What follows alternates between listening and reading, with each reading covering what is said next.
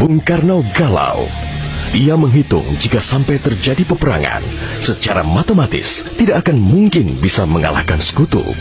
Persenjataan mereka jauh lebih lengkap dan keahlian militernya lebih memadai. Atas saran Jenderal Besar Sudirman, Bung Karno diminta mengirim utusan khusus kepada Roisul Akbar Nahdlatul Ulama, Hadratus Syekh Kiai Haji Hashim Asy'ari di Pondok Pesantren Tebu Ireng, Jombang. Tujuannya meminta fatwa Kiai Hashim tentang hukumnya berjihad membela negara yang notabene bukan negara Islam seperti Indonesia. Kiai Hashim lantas memanggil Kiai Haji Wahab Hasbuloh dari Tambak Beras, Jombang. Kiai Wahab diminta mengumpulkan ketua-ketua NU se-Jawa dan Madura untuk membahas persoalan ini. Bukan hanya itu, Kiai Hashim juga meminta kiai-kiai utama NU melakukan sholat istikharah, salah satunya Kiai Abbas dari Buntet, Cirebon, Jawa Barat. 21 Oktober 1945, seluruh delegasi NU se-Jawa dan Madura telah berkumpul di kantor pusat Ansor di Jalan Bubutan, Surabaya. Kiai Hashim memimpin langsung pertemuan tersebut dan kemudian dilanjutkan oleh Kiai Wahab.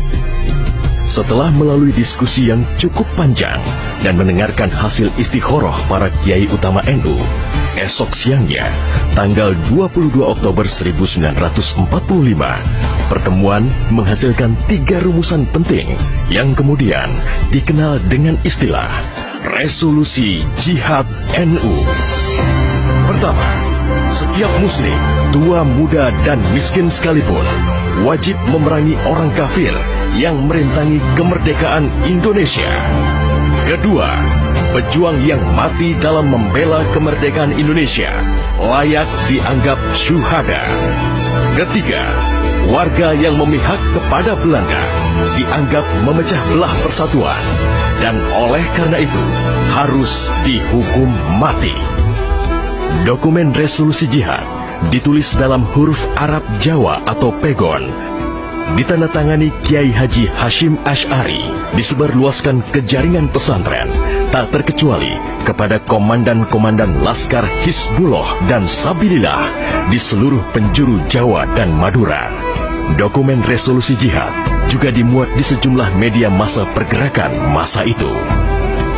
Hanya berselang 3 hari pasca resolusi jihad dicetuskan, 6.000 tentara sekutu mendarat di Pelabuhan Tanjung Perak, Surabaya dengan persenjataan lengkap.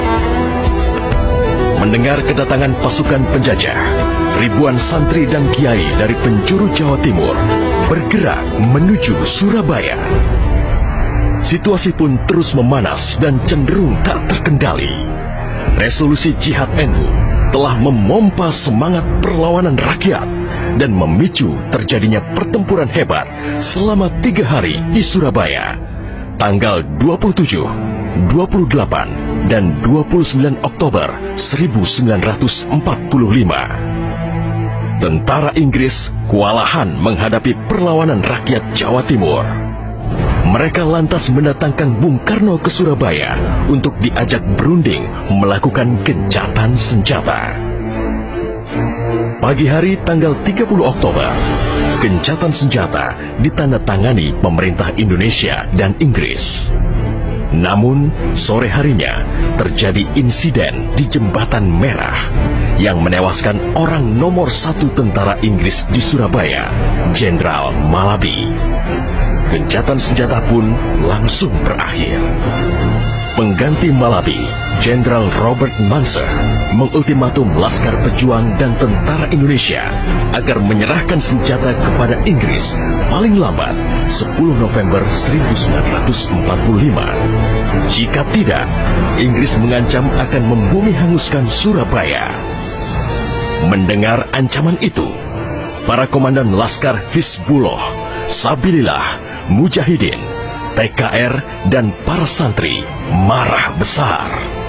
Seorang pemuda bernama Sutomo atau yang dikenal dengan Bung Tomo sowan kepada Kiai Hashim. Ia meminta izin kepada Kiai Hashim untuk menyiarkan dan menyebarluaskan resolusi jihad melalui radio. Bismillahirrahmanirrahim. Merdeka! Saudara-saudara penduduk kota Surabaya, kita semuanya telah mengetahui bahwa hari ini tentara Inggris telah menyebarkan pamflet-pamflet yang memberikan suatu ancaman kepada kita semua.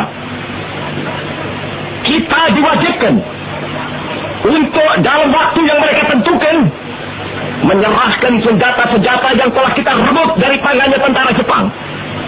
Tetapi inilah jawaban kita.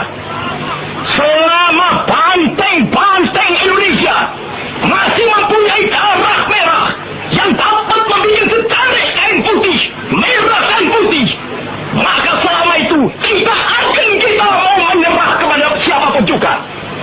Allahu Akbar, Allahu Akbar, Allahu Akbar. Merdeka! Pertempuran 10 November membuat malu tentara Inggris. Target mereka menguasai Surabaya dalam waktu 3 hari tak terbukti. Bahkan di hari yang kedua, Inggris kehilangan Jenderal Robert Munser. Artinya, dalam 1 bulan menghadapi arek-arek Surabaya, mereka sudah kehilangan 2 jenderal terbaiknya. Perang Surabaya berlangsung selama 3 minggu. Takbir dan pekik merdeka menggema selama pertempuran berlangsung.